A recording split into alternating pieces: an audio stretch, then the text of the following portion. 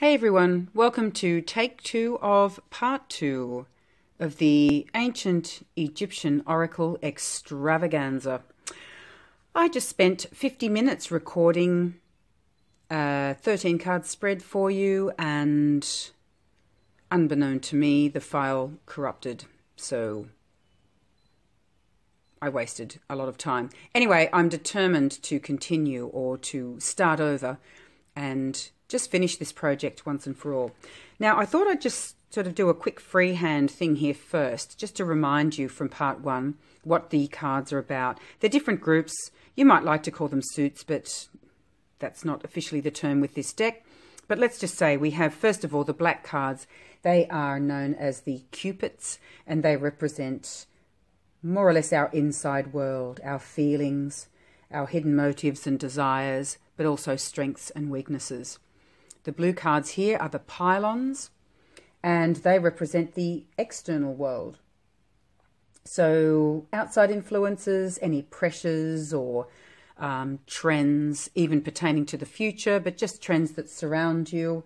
One thing with these cards, it says in the book that you can go with this trend or you can oppose it. So it's not like you're stuck in it. It's just explaining what is around you. And I kind of equate that to planetary influences in a way.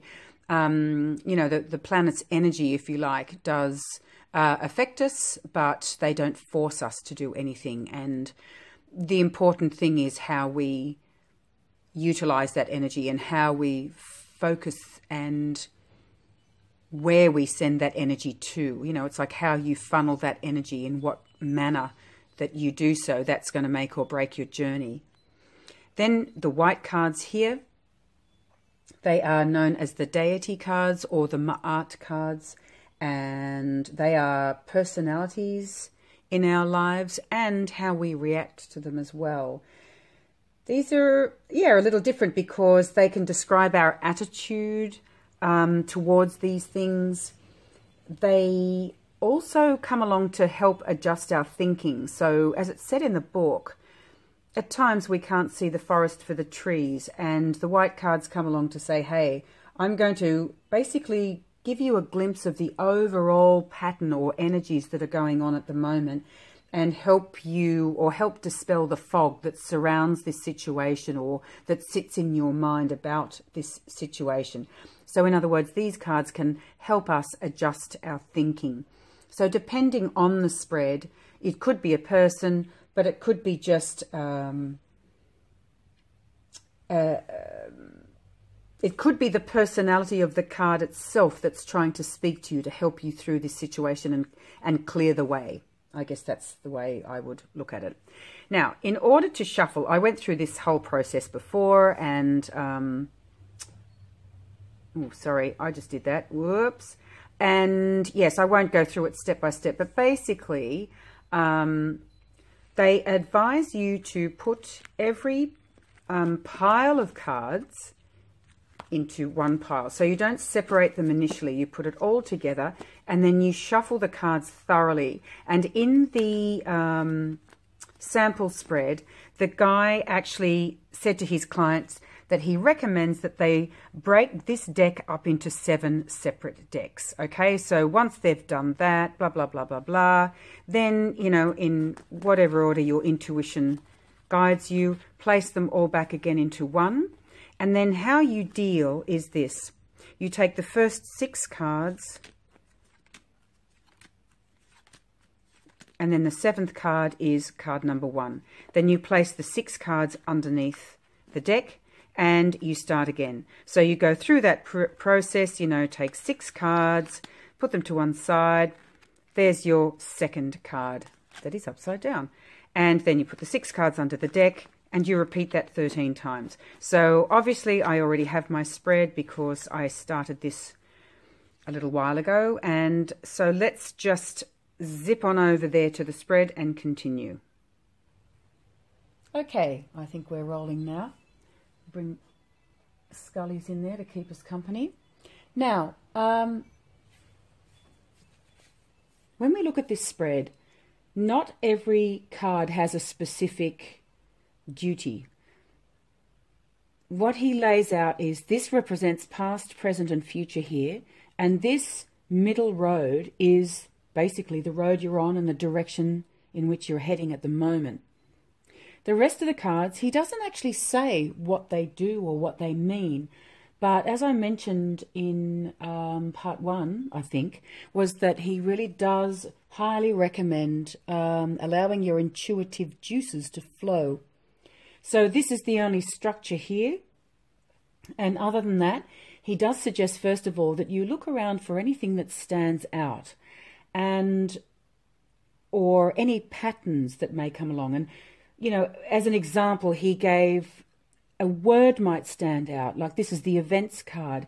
And, you know, that could be what's going on at the moment. There's so many things going on, or you might be planning an event. Or if it's about career and the achievement card comes here, you might think, oh gosh, that's for me.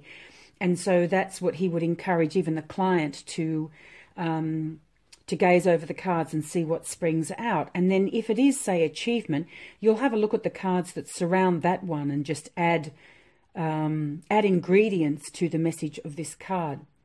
Other than that, what came to me personally when I first looked at this was, holy dooly, look at this perfect pattern here with the black cards. Now I, in my first video that didn't work, shuffled and shuffled. I rifle shuffled quite a number of times, knowing that, you know, there's quite a number of these cards. Like there's about 28, I think it is 28 of the black cards and 21 or something of the blue cards. So it deserved a really thorough shuffle. Yet I picked, look at these two wings, black and black. And then, of course, one in the middle. Really interesting. So in the middle, we have one of everything, a white card, a black card, an arat, and a pylon. So a mixed, you know, mixed energies, but a nice even flow of energies, if you want to call it that, in the center, which is great. All of this black energy is internal, obviously, because these arats do represent, you know, your strengths, your weaknesses, your feelings, your hidden motives, your desires, and so on. So I have to remember that this is a lot about myself and what's going on internally, not simply, oh, here's a predictive situation for you. I feel like my soul is talking to me saying, hey, now just keep a balance. And that's the first thing that came to me when I saw the black on this side, then the black on this side. And they both kind of come down and join here. There's like a bridge that goes across to invite the energies to blend and meet in the middle. And even when I look at this card, Neurosis, you know, you see there's two little rows here, 1 and 2. There's a balancing act. Similarly for this, 1, 2, or even this way, up, down. You've got the two ducks here and 1 and 2, and even here on choice, which way do I go? Projection, 1 and 2. You know, that's just the first thing that stood out. And interestingly, the present card is intellect, and again you have 1 and 2. So I kind of sat with that at the moment and then decided to look into the cards. So first of all, we have a look here at past, present and future. Imagination is the first card. And again, this is an internal card. Pardon the glare. I'll try and, yeah. Oh, that's not working so well. Let's go with that. And this number 23, it basically says, okay, we had to learn to compromise.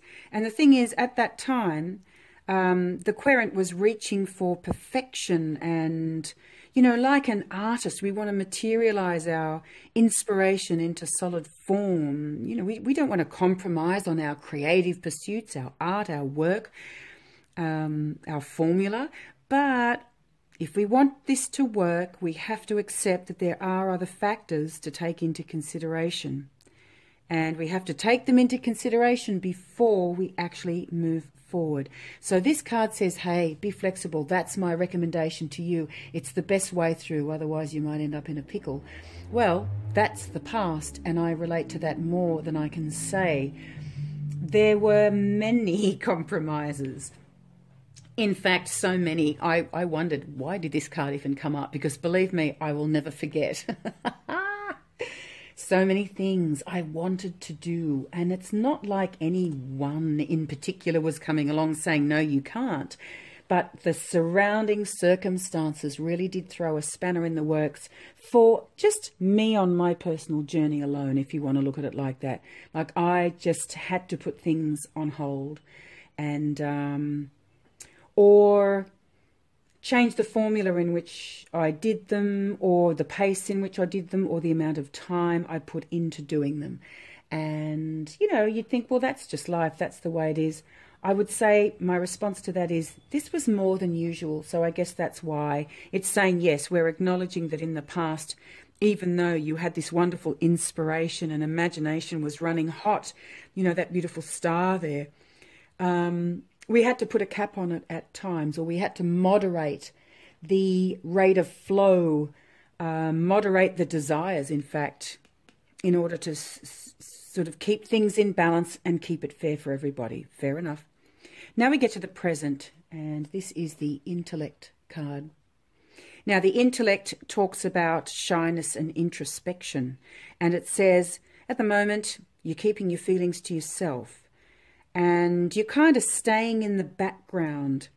And this is because your inner self is working at a high level of intensity right now. So the card comes along to remind us that the current conclusions that we come to are not just from the logical mind. And basically this is considerably valuable at the moment, especially if you're a creative professional. So that really kind of sparked my interest. I would say, yes, in many ways I am.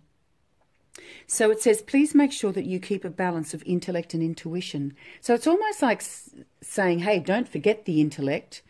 You know, the intuition's been really kind of taking over. But I feel for myself personally, I've been too much in my logical mind, trying, quote unquote, to come up with solutions because of this. So I think for me personally, this is saying, hey, don't forget your intuition.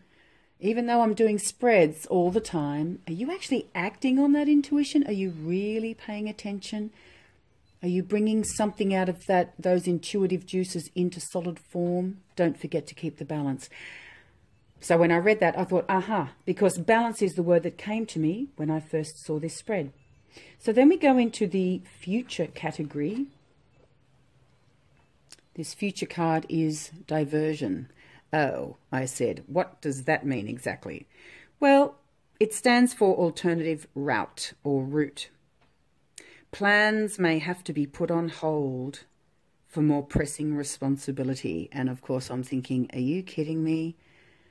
I've done the house, I've downsized for the parents, moved them close to me. Like, really? I've been striving and struggling as I strive to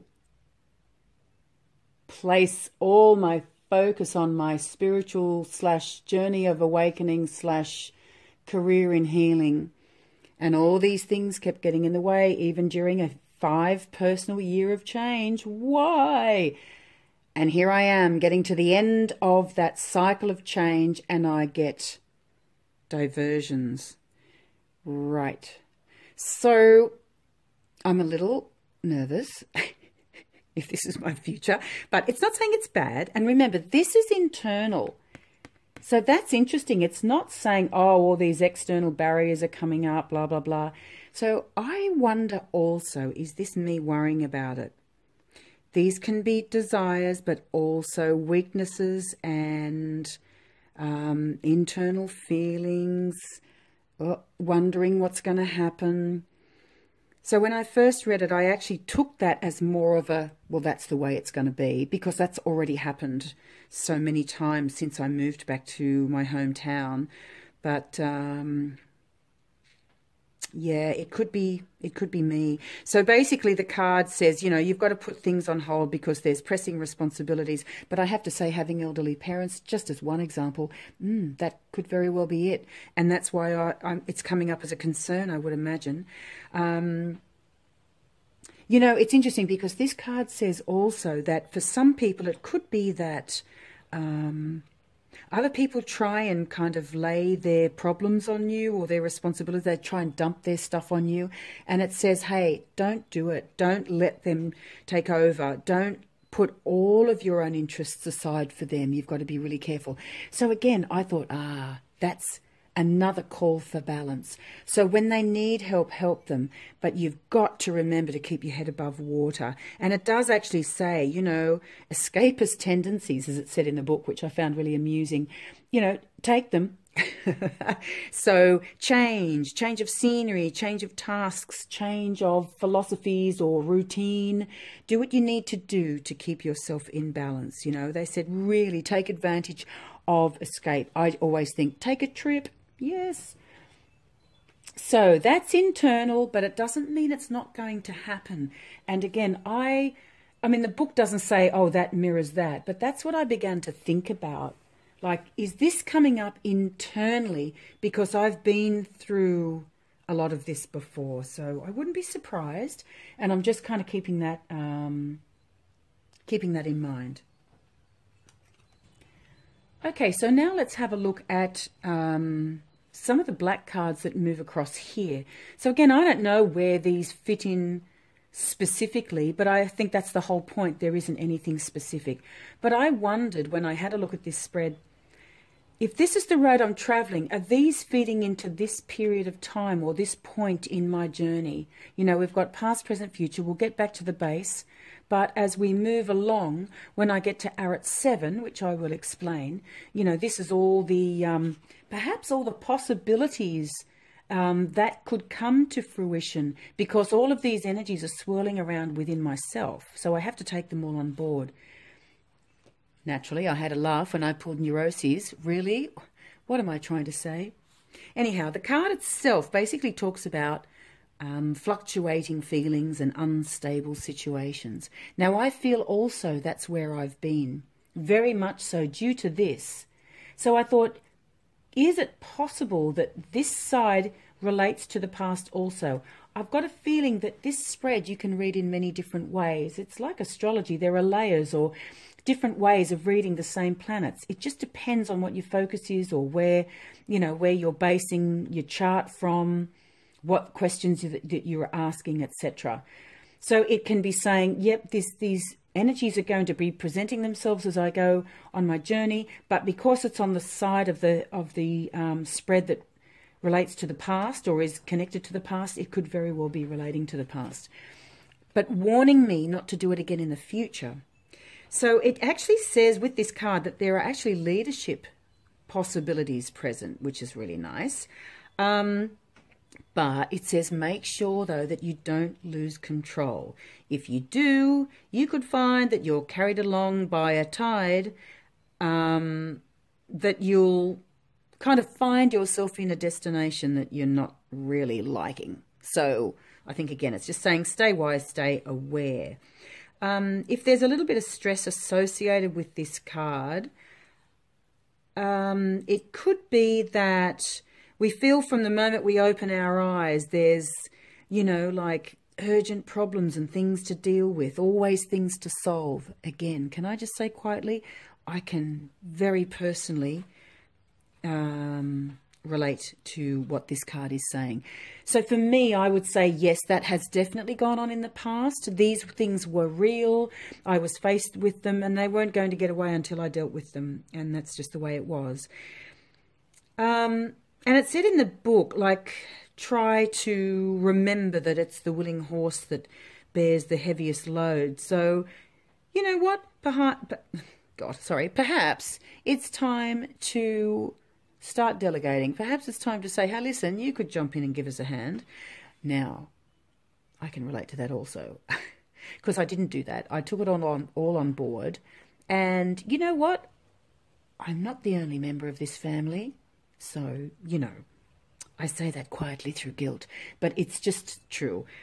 And I, due to my locality, took on board most of the jobs that needed to be done myself. So that's basically what it's saying. You do have leadership qualities, so use them wisely. If you've got a whole bunch of things to do, but other people could give you a helping hand or technically it's their responsibility as much as yours or whatever it be, you know, ask for their help. But I think it's saying also don't become a bully. Otherwise you run the risk of really kind of alienating yourself. In fact, it doesn't say that in the book, but what it does say is if you kind of don't step wisely, they will think you're jealous of them. And that's not what it's about. And that's just a misunderstanding of the whole situation anyway. So ask us for assistance where you need it, but, you know, do it properly. Do it with respect. So that's that. We move on to number 18, which is the card of achievement. I certainly like that. And that's actually called feelings of satisfaction. So maybe after all of those challenging times that, you know, spanned a couple of years, we could get a little bit of a break here. And with this card, we feel that we've either attained something good or we're just about to achieve something good. You know, so some of the goals that you set for yourself, it's like, oh, finally, I'm starting to see the light, which is really good. It says that there's an opportunity now to explore new realms of experience, and it'll prove to be, you know, pretty advantageous for you. And again, like the other card, which is so interesting, provided that you remain in control. So again, it says don't draw yourself into situations that aren't right for you. You know, just make sure you stay on track. If you're invited to do something that you don't normally do and you don't want to do it, well, don't do it. So I think that's really quite logical, and it's actually very helpful. It's a timely reminder. I don't know if all of them, because I haven't read every single Cupid yet, but some of them say, oh, the weakness in this particular card is. And so for this card, it said, oh, that was it. If you are in a satisfactory situation and you take it for granted, well, be careful, because, you know, if you just let it go because you think, ugh, whatever, you know, that ain't much good, that ain't my bag, well, someone else is going to be very, very willing to jump in and take it on, you know, in your behalf. So again, I feel like these cards work very, very closely together. There's good opportunities if you stay grounded, if you don't start sending yourself, you know, into a mental spin. Remember, intellect and intuition need to work together here.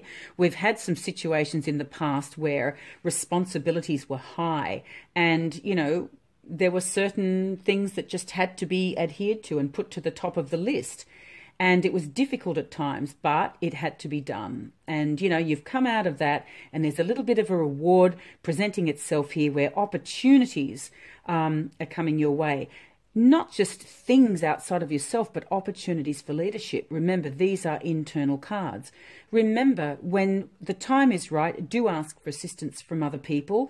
It doesn't say in the book, don't be a martyr, but that's something that I would add on to that. Like if there's people that can help and you're not asking them, well, you know, you can only question yourself as to why you didn't do that and why you allowed yourself to, you know, end up knee deep in responsibilities sort of thing.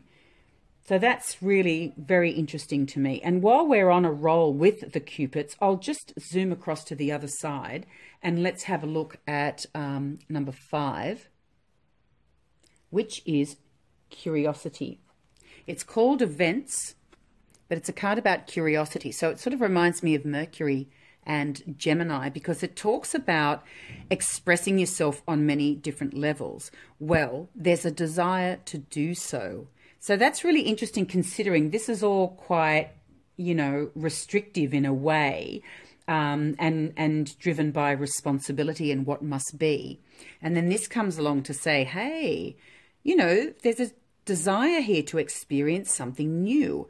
But yet again, can you believe it? It says to be wise about it. So at the risk of sounding like a broken record, don't just go off and do something new because it's new. However, there's a clever brain that needs to be stimulated. There are new concepts brewing in your belly. And if you don't invite them to blossom, boredom may set in.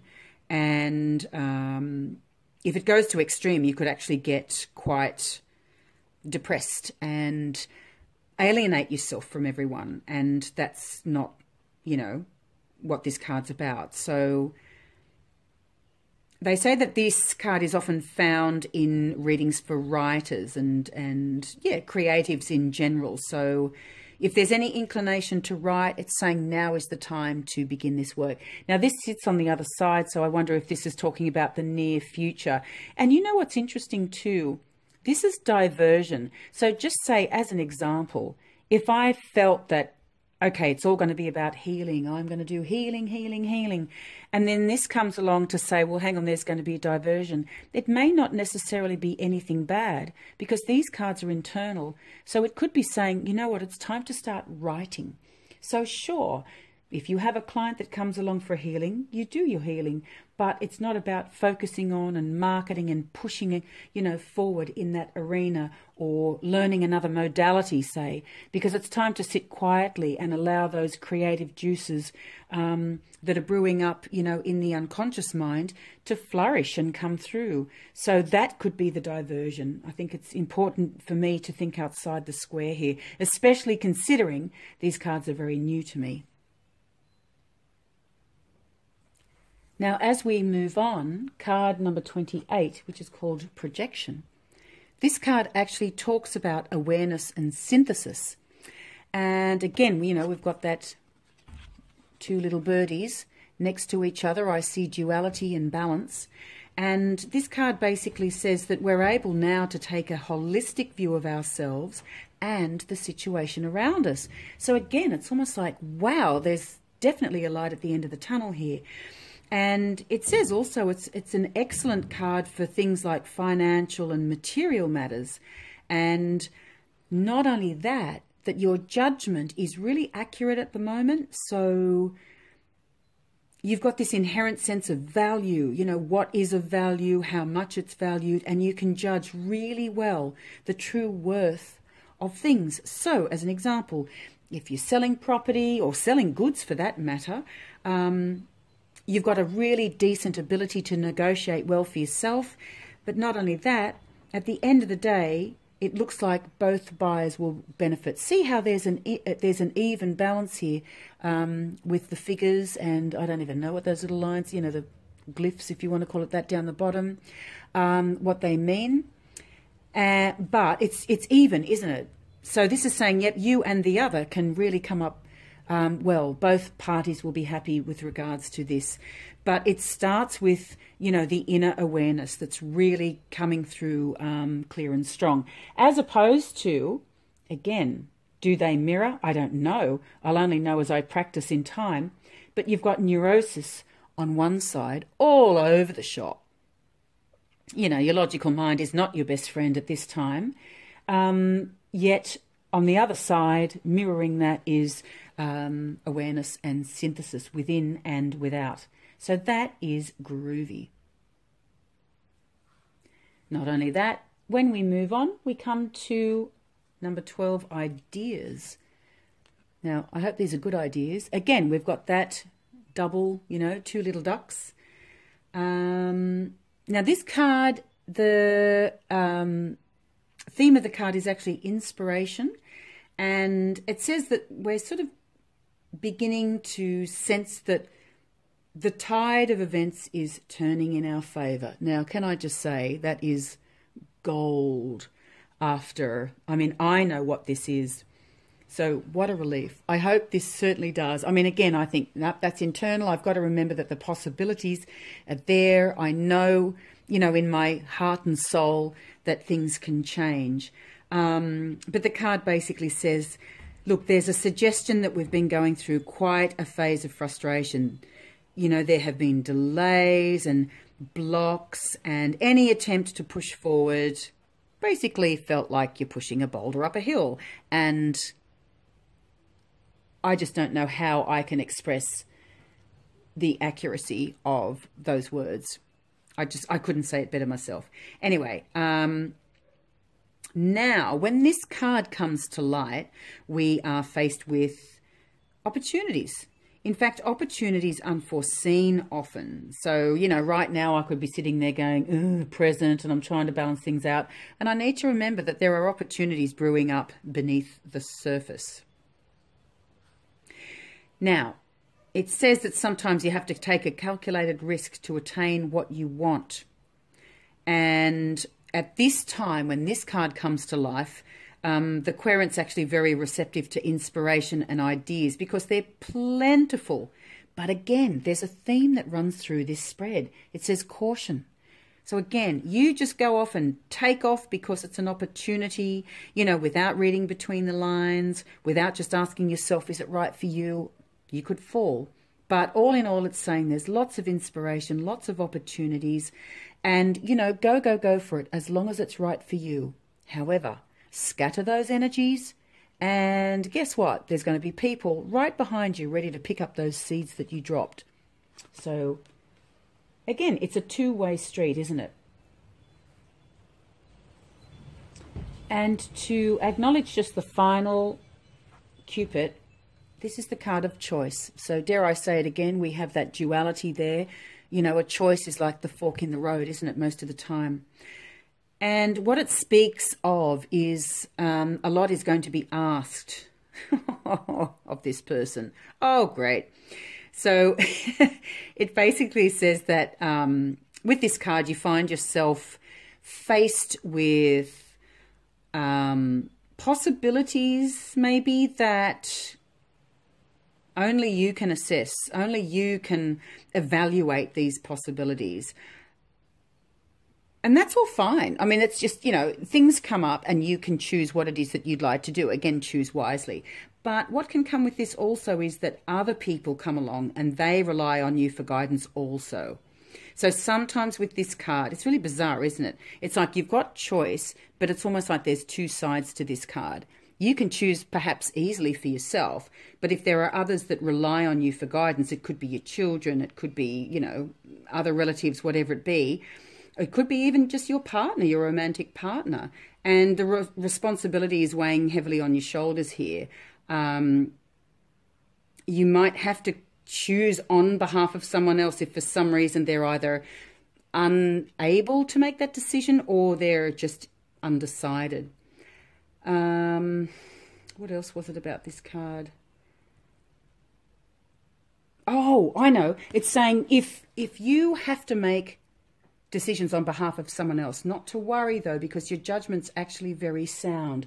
So it kind of backs up the other card that said, listen, you know, again, if you stay grounded and use your innate leadership qualities well, things will be fine. I think it's just, this spread keeps telling me just to keep my wits about me. And again, it comes back to that. If you stay with that lovely balance between the logical and the intuitive mind, if you want to call it that, you'll be fine. So judgment is sound, whether you have to make decisions for yourself or someone else. But it says at the end of the day, though, please remember, you can only do one thing at a time. So whether you're deciding for yourself and someone or both, there may be times where you have to say, hey, I'm just a normal human being. I can't do everything at once. I just have to have my list of things to do and get through them bit by bit. So can you just, like, give me a bit of time, please? Back off. I think I've already said that once or twice. So that's my internal world swirling around. But as much as you'd think, oh my gosh, there's so many black cards, it's going to be confusing. It's actually not, is it? Because the theme is there. Opportunities are there, but just let's be realistic. There could be a few hindrances and hold-ups. I might have to duck and weave. I might have to, you know, turn a bit of a 45-degree angle when I thought I was going to go straight ahead. But that doesn't mean the creative juices aren't available. That doesn't mean I can't make some wise decisions for myself. And it certainly doesn't mean that I won't gain. So that's pretty interesting in itself. Now, I thought it's not only the last card or the card at the top that's important. I think the card at the bottom also. It's like that, you know, what's below you feeling for me. And I picked a white card in the spread. So the white cards, again, can be personalities in our life. It could be how I react to those personalities around me, like in this kind of style of Horus, call it what you will, because it can be our attitudes currently, but also how they need to be adjusted, how our thinking needs to be adjusted, because we're walking through fog thinking we've got it all summed up and we don't. So again, it depends on the current situation as to how you see that card, I guess. Now, with Horus, it talks about a perfectionist, you know, someone who's really satisfied with what has been accomplished. I think I am a bit of a perfectionist. I'm not going to say a chronic perfectionist, because there are certain areas of life where I can really just flow it out, man, and, you know, what will be, will be. But I think my own work, yeah, I'm quite a perfectionist and too hard on myself at times. And, you know, this says that as a career card, this can be someone who actually does very well in their career because they start from humble beginnings and they just, you know, they just stick to the game. They stick to the rules. There's no cheating, no fussing. They just build slowly but surely and build well. So I appreciate that if that is me. But, you know, it's interesting. It also says that health is a matter of concern. If this represents a person, it can be. Now, is it health is a matter of concern because they're a perfectionist? And when I think of that, I think of Virgo. And Virgos rule the nervous system. They often have digestive problems. They're nervous. They're so highly strung. Their little nervous systems are running on all 8 cylinders constantly. Someone in my family who I'm very close to is that type of person. So whether they are coming through here, I'm not sure. They have a few health issues. And it reminded me, I don't know whether I said this before, but this card here, the diversion can be due to health issues, either yourself or that of someone else. So again, I'm not sure at this point whether this is this person that I'm close to in my family, or my health, or my career, or maybe all of the above. This can be saying to me, you know, again, if you're in a fog, well, I think I have been, to be totally honest, in many ways about my career. If you've watched my videos, you've probably seen me say before, you know, I keep getting the same message, you know, yes, you're in the right arena, you're meant to do this, you know, as your lifetime work, you're a shaman, keep doing what you're doing, but you just need to delve deeper because the way you do things needs to change. And I think, I know, but what is it? I don't know. I don't know what the next step is. I still haven't gotten to the bottom of that mystery. So I just wonder whether this card is saying to me, yeah, you are in a fog.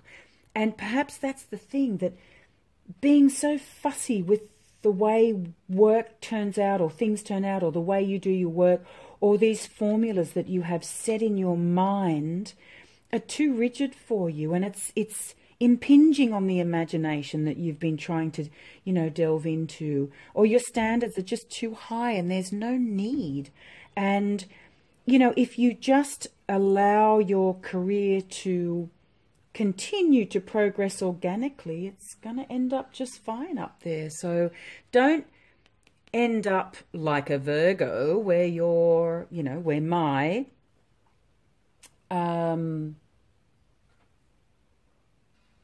nervous system ends up, you know, in mush.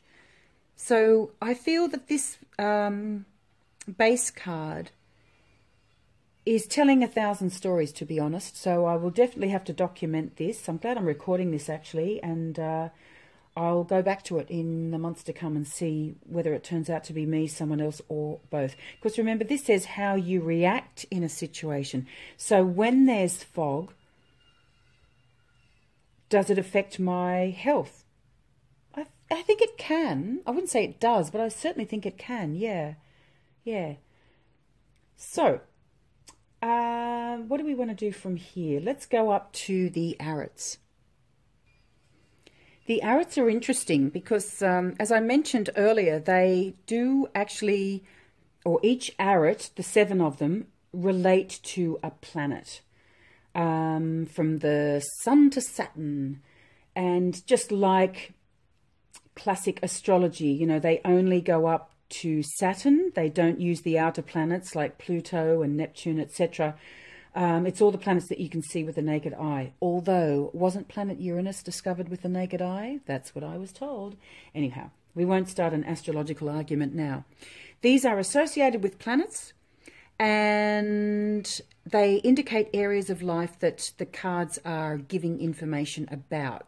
And as I said earlier, I kind of, in a way, I equate them to houses. It's certain areas of life, but they're not about predicting anything. They're just saying, hey, I'm a signpost, have a look at this area of life. But not only that, it's interesting because that can pertain to health. So can this, and so can the arats, because they're also the connecting point between the environment around you, so there's the area of life, and the inner self. And they say, in a way, they connect, because there's 7 of them, to the chakras. Now, in Egyptian teachings, there wasn't actually chakras per se, because we also associate them with parts of our body, don't we? Even though they're energy centers, but we say, you know, the base chakra's here and the crown chakra's right there and da-da-da. So they look at it as levels of consciousness. But I would say, well, so do we with the chakras also. You can take that the way it works for you, but we'll say that there's a connection within, without with these cards. And I think it's a really clever idea to associate them at least with chakras as well as planets. So if you got a whole bunch of these in your read, that would be very, very interesting to tie all that stuff together. So I pulled arat number 7, and I would also assume that this is a very important card because it's in the center. And I was kind of surprised that he didn't mention the center card. Just in case I'm making a fool of myself, I will reread that section, but I certainly don't remember him talking about any other placements other than these and this. So I'm going to bring that into my reads anyway. I think the center card is significant, and this particular one is the Sun. So this golden card, arat number 7, is the Sun, or let's say it has a link to the Sun. But the meanings are very similar. It's called ego, but it actually talks about the fact that we wish to achieve something. That's what it's about. And this energy of the Sun will propel you forward. But it also goes on to say that it's not really about, or sorry, this card itself doesn't actually define the goals.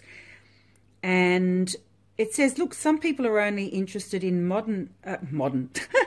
some people are only interested in modest achievements. They don't want sensational, you know, positions of power and status and prestige and glory, but other people do. And either way, that's fine. Just know that this energy here is to shine a light, give it warmth, give it life, and propel you forward. And at the end of the day, it says, look, please remember, however humble you consider your goal, it's still, nonetheless, very, very important. Whatever it is you do, it's a major contribution to the overall design of the cosmos, which I love. I think that's a really beautiful card.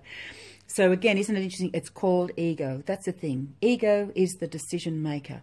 If you want to be in a position where you've got a, 25-story building under your company name, or whether you just have a little humble tarot practice in, a funky little inner city suburb, whatever it be, that's fantastic. Just know that you're supported. So this, to me, gives my read a lot of warmth, a lot of hope, and I'm very happy about that. Now, while we're talking about arats, we might have a look at arat number 1. Arat number 1 is associated with Saturn. So I feel that arat 7 and 1 actually get on quite well together, because Saturn in astrology does rule achievements, responsibility, status, positions of power, big business, public sector. It has a masculine energy because Saturn is Kronos, the father of time. It's a masculine energy. And it's interesting that under this card sits karma. And karma is time, isn't it? It relates to time, but we'll get to that. So this card here, it's our contact with the physical world. It talks about things of a material nature, obviously, because it's Saturn. And any needs that we have of this nature is going to activate through this. So I'm very, very enthused now. I feel like there certainly is a light at the end of the tunnel. Things are coming. I'll be finally able to make something tangible out of all this, you know, creativity that's been brewing under the surface, you know, albeit interrupted from time to time.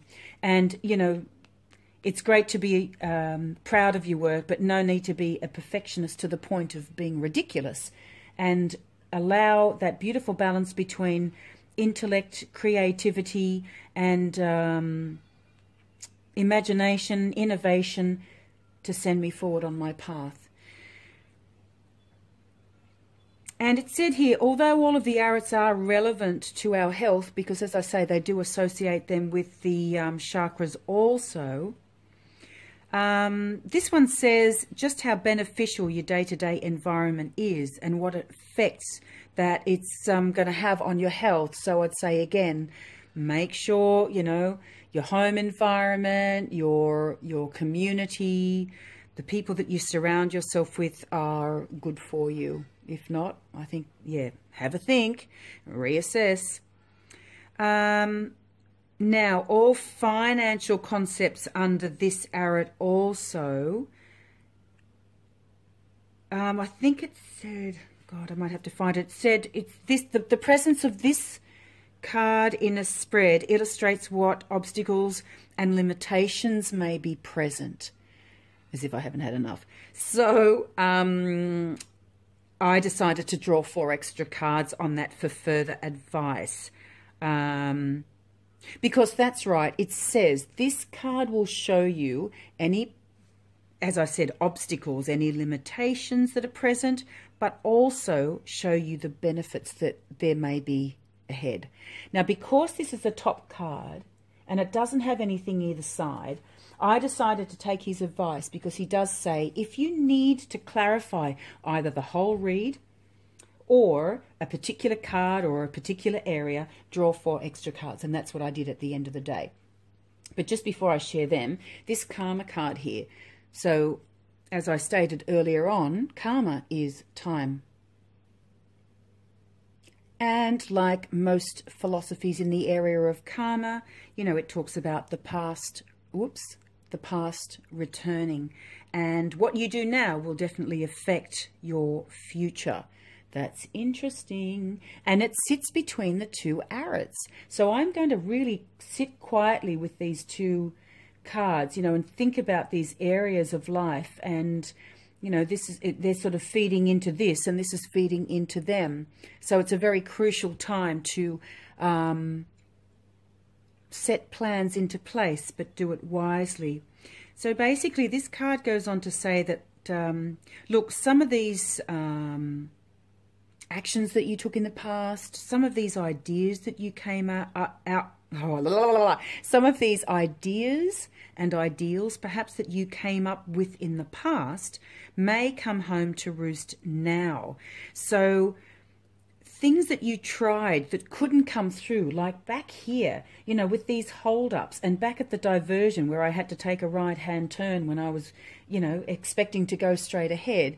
Now, these could come home to roost in that you'll be able to use them. You'll be able to activate them in your current situation. You can literally take the bull by the horns and go with it. So I think that's really quite exciting. This card reminds us also that, you know, everything has its season. And that's the thing. If you weren't able to activate it or commence this project, you know, or lifestyle earlier on, there was a reason for it. It really wasn't meant to happen, as cliche as that sounds. So, you know, this card also says this is the time to ascertain whether it's right for you. But all those things that you weren't able to complete or weren't even able to commence, well, this is the time to take a look at them and work out, you know, what is and what is not. But so many things are viable now that weren't in the past. So I think that is super interesting.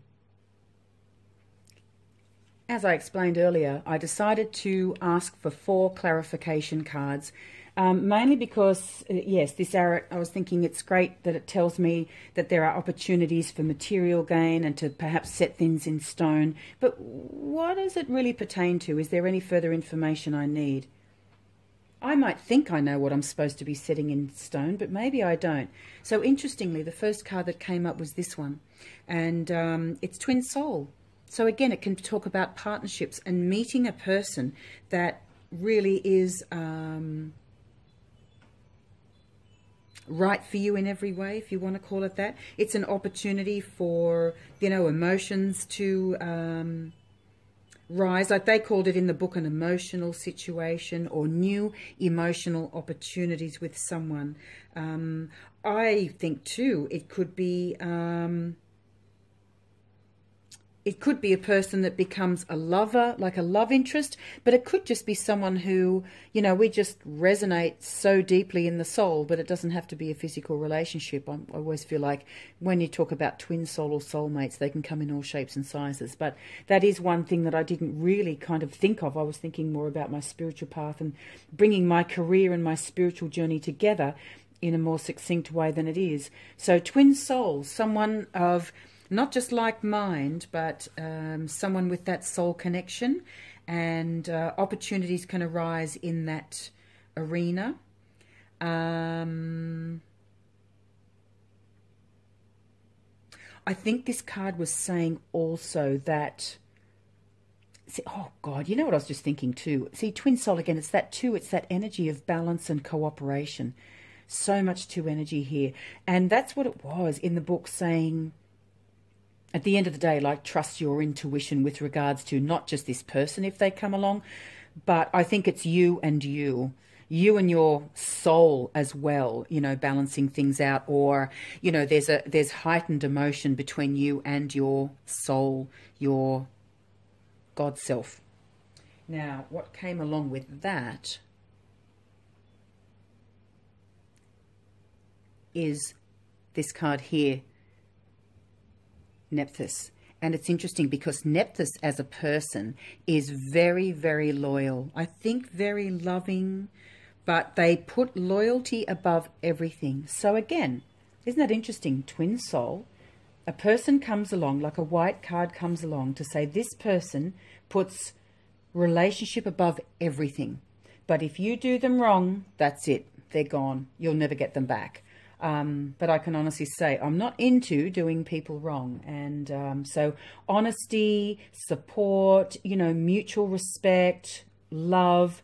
You've got this person for life. But they can be quite emotional, it says, this particular person here. And so emotions, again, in both cards can be heightened. But of course, that can be a beautiful thing. If you meet someone and it does feel like that soulmate connection where you feel like you've known each other for 1,000 years, emotions can really run high in a very positive way. But I imagine, you know, the suggestion would be to really, again, stay grounded, keep the balance, don't do the wrong thing by this person.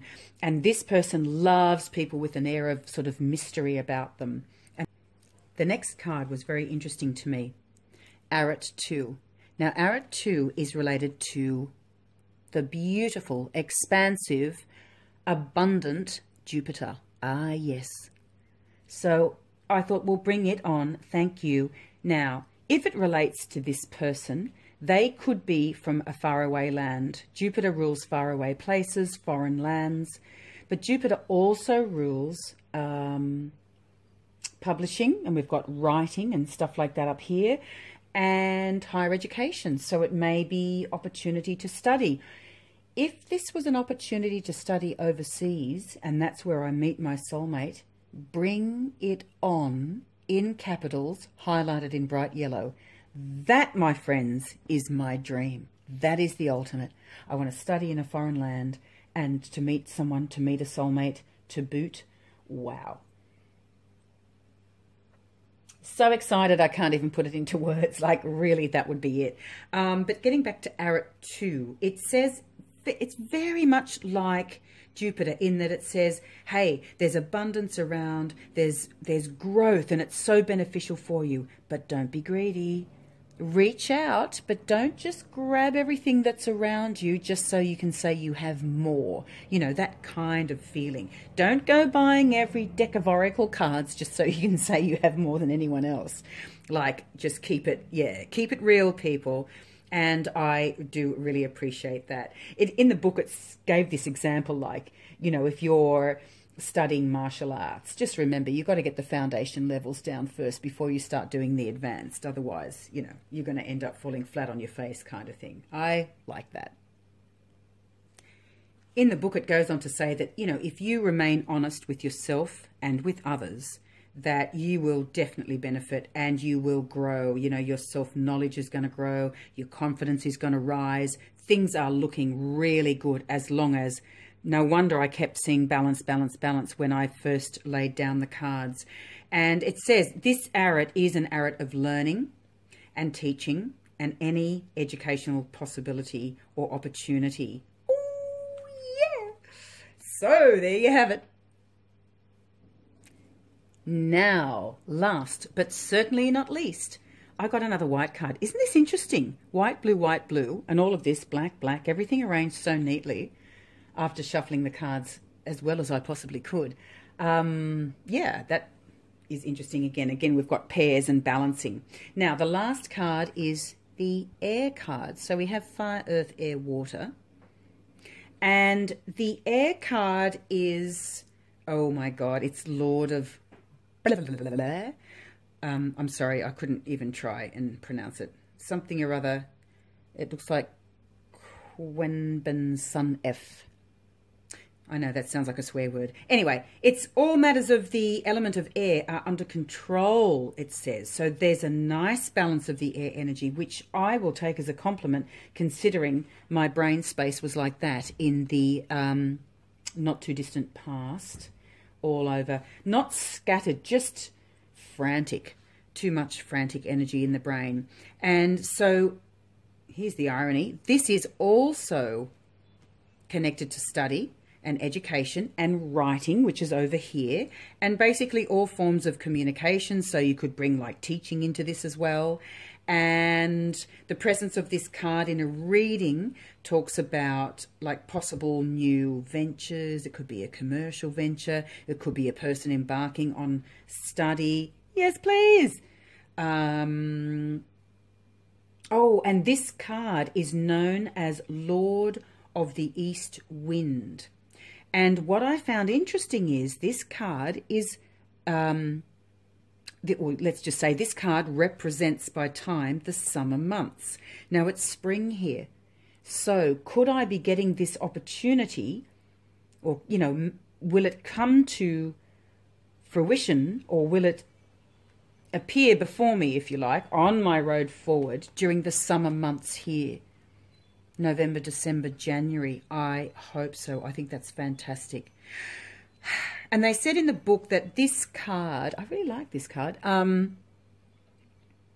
The Egyptians saw this, you know, cool east wind at dawn, and as you know, the sun god Ra rises at dawn. That's his birth for the day, and they saw this god as or Lord. It's the Lord of Air, as the breath of Ma'at or Ma'at, and the breath of Ma'at would basically come out of the nostrils of Ra. I thought that was really kind of cute.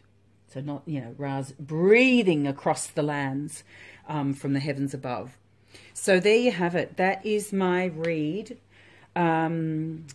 Just a journey into self and my path and my career, not for the sake of a career, but I feel what I do is an extension of me, and I need to learn more about me in order to help people, in order to get better at what I do. And that's what I asked. And I think these cards gave me a very, very decent rundown of the feelings and energies that swirl around within, as well as where I'm headed on my destined path. So I'll document this and keep you informed as the days go on. So I hope you enjoyed this read. I hope you got something out of it, and Either way, I will talk to you soon. And just to recap, this is my ancient Egyptian oracle. And the more I use it, the more I love it. It's worth the journey. It's something that I probably wouldn't do for clients, but to do, you know, for yourself when you have time to sit quietly with these cards and not be in a rush, it's awesome. You know how sometimes you want just a quick 3-card spread or even a 1-card draw, and others you want to delve, and that's why I bought this deck. I want to delve.